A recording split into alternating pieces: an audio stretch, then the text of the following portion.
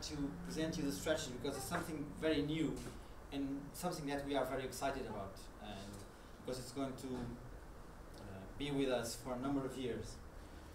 So, just to remember, I'm sure you are aware of, we are familiar with these concepts of strategy and some key concepts of each of the, when we speak about the strategy, about the mission, why do we exist, what is the purpose of us being here, what's our main raison d'être, how the French say, the vision, where we want, what we want to achieve, what we want to reach in a number of years, and the strategy is the way that moves us from the current state to the state that we want to reach in a number of years. So just for us to remember this concept that I'm sure you know. And on this work that we have been preparing since last triennium, we have gone through the strategy that we had before, and our mission, that was the mission that has been approved in 1999, and we felt, yes, this mission is good. This is exactly what we need. We don't need to adjust or introduce any amendments. This is our purpose, is to contribute to the education of young people. That's what we do. That's our main target. Everything we do, any camping, any afternoon in the headquarters, whatever, everything we do is supposed to help or to contribute for each young person to develop as a person. So, and we felt the mission is fine. We are not going to touch that. So this is our continues to be our current mission as well. When it comes to the vision, that means what we want to achieve, then the vision we had before, we felt it was a bit outdated because it started like we see scouting entering the 21st century, this la la la, and we said, well, we need to update this. This is not working. So this is the new statement of the vision. As you can see, again, we continue to have this idea of scouting being the educational youth movement, first of all, but we want to be the biggest and the most important youth movement. We say that we have 40 million now. Of course, we probably already are one of the biggest youth movement, but we want to reinforce that type of status, let's say. So, just want to highlight a couple of things that is in this new vision. First of all, it is dated. That means that by 2023, so we are saying that this is the vision that we would like to achieve in 9 years' time. That means 3 terms. So it's very, very dated. So we want to be the world's leading educational youth movement, enabling 100 million young people. And this is one of the things that people got like, to be scared. If now we are 40 million, how can we ever get to 100 million in 9 years? It looks like mission impossible.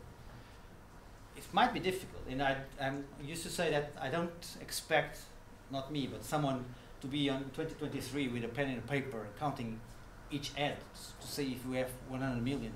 But we have the potential to grow. It's not only about expansion, it's about, for example, just to give you an example, we might be now not only 40 million, but maybe 60 million, because some associations don't have a way of counting how many scouts they have. Or some of them don't tell us exactly the number they have, because that would imply that they would need to pay more fees.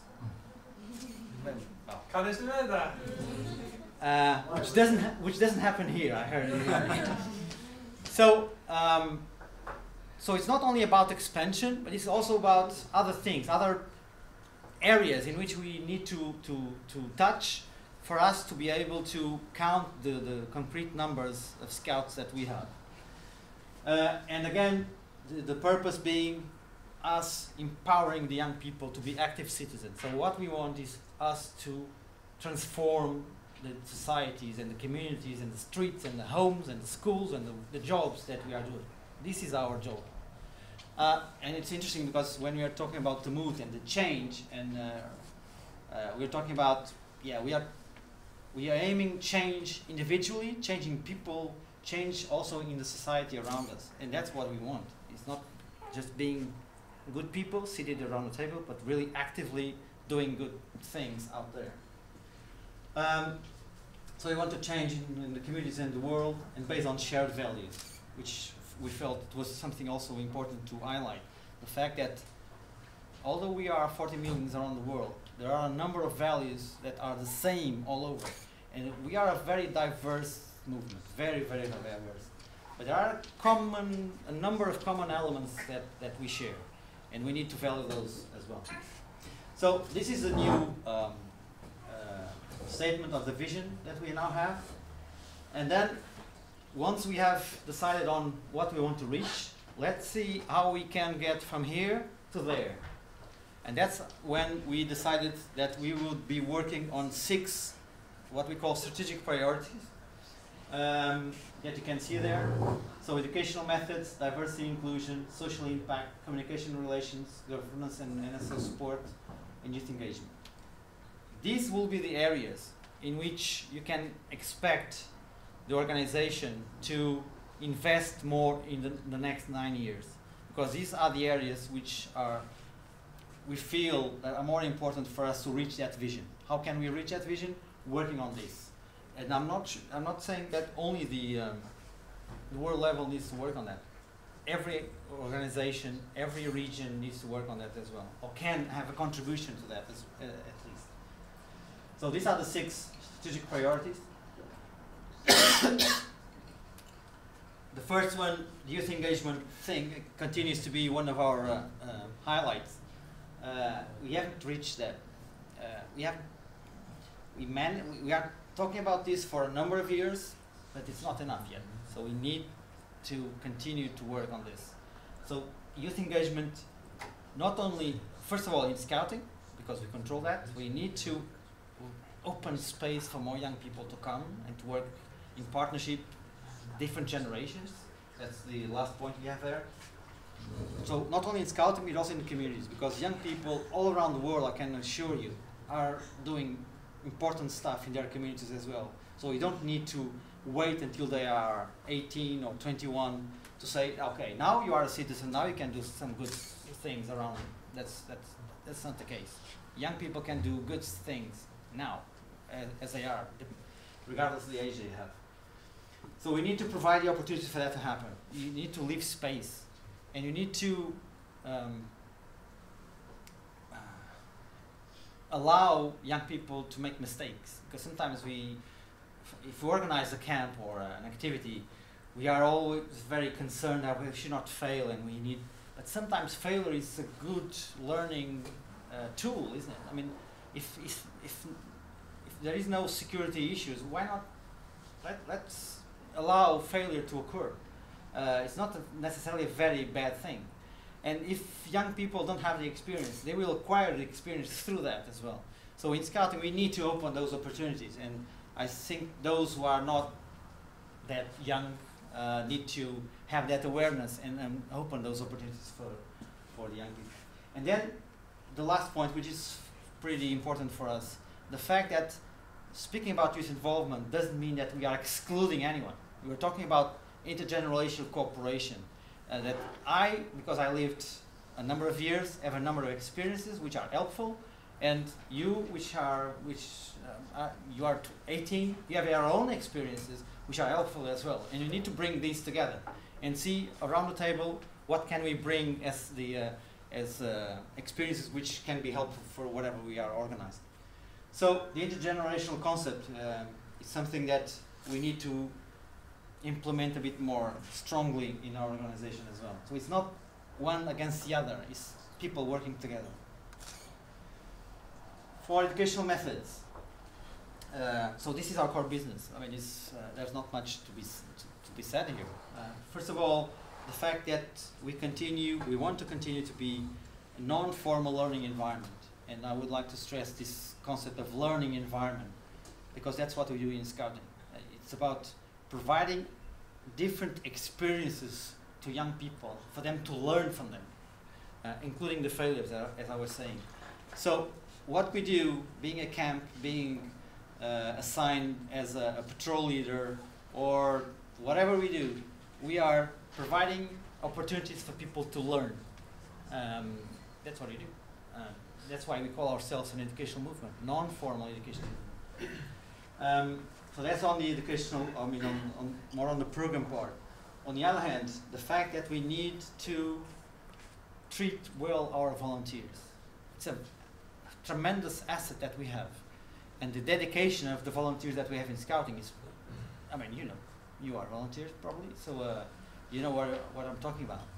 It's absolutely extraordinary. So we need to treat them with care. So we need to attract them first. We need to retain them. It's not only about attracting them, it's to keep them because they are needed. So that means that we need to train them, we need to manage them, etc. So the diversity inclusion is the third point. And that was very strong. It is very strong also here in Europe. The fact that we need to look around and see that the societies that we are living in are very, very diverse now. It's not like 50 years ago in which if you're going to Portugal, you only find Portuguese people there. It doesn't happen anymore. So our groups, our scout groups, our members need to reflect that diversity that society around us has also. So that means that we need to reach out to these people. Maybe we need to adapt some of the things we do, but that's part of the job. I mean, we need to adapt to the public, to the audience. Not to sometimes we have this tendency to say, no, scouting has been done like this from the beginning. We need to keep it exactly like this until today. It's probably not the smartest thing to do. So we need to look around and see, okay, what's happening? We have people from different races, different religions, different whatever. How can we accommodate that? How can we help them to develop? That's the main aim, always. How can we help them to develop? That's the thing. Social impact is one of the big things that we are working now. In terms of, as I was saying before, we want to transform things around us. So we want to change. Only by doing this, we are having we are creating a better world. Because it's not only about the phrase, it's about actively doing things around, transforming things in the places we live in. So we seek for effective transformation of societies in one hand, but also we have the other aspect of social impact, which is the transformation that I managed to do in each individual person. The fact that if I was not a scout, I would be a totally different person from the one I am now, which is quite impressive. I don't know what I would be, but I would be definitely different. We like to believe that I'm a much, I mean not me personally, but someone that has been a scout is a much better person, or it's a better person than any other. But we need to prove that. It's not, it's difficult to find that type of evidence.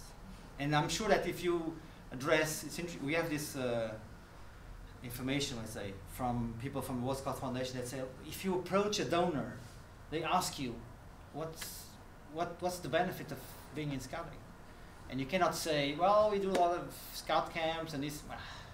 For someone that gives you money, this is not exactly he wants to hear. He wants to hear, okay, how many lives have you transformed? How many people have you reached? So what's the type of impact that you have on people?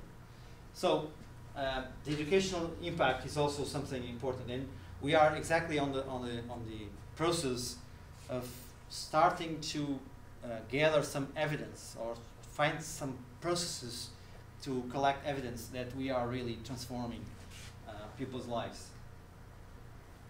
On communication and external relations, I used to say that we think that we are very good, but sometimes we are not able to communicate that. I mean, we do a lot of good things, we are very proud of what we do, but when it comes to pass the message,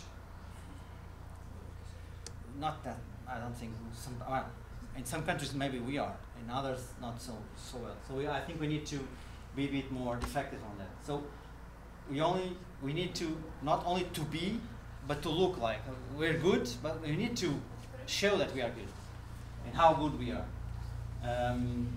We need to use the modern forms of communicating. We need to improve our partnerships. We need to approach, these days, people live in networks. and we need to know how to network with other people, with other partners. We cannot live in isolation anymore. So can be donors, can be politicians, can be local authorities, can be whatever. Our educational action can improve by us having these bridges with other organizations outside of Scouting as well. And finally, the governance issue. The fact that we felt that we still need to improve internally. The way we are organized, the way we relate to each other, the way we take decisions, there are still room for improvement. So this is a very big organization, of course. It takes a lot of work, but we still need to improve that. The transparency, for example, is one of the things that sometimes people say, well, you up there. It's not up there, but anyway. In the world level, we're not very transparent. We need to work on that. We need to be more transparent than we were before. So transparency and efficiency. And serving the mission. I mean, sometimes we risk to focus too much on our structures and forget what structures are for. So we need to ensure that every structure that we put in place, every meeting that we do, is for a purpose. So it's not for us just to entertain ourselves. And clear roles, be clear on roles and responsibilities. For you probably, I don't know if you have that problem here in Iceland, when the group say, well, this was supposed to be us, the group, to do, not the national level, or the national level said, no, this is you to do, not us. This kind of confusion in between who does what. So if that happens with you at your local association, you can imagine in a world organization in which we have different layers. So we have the associations, the regions, the world. So at a certain point we need to be a bit more clear who does what.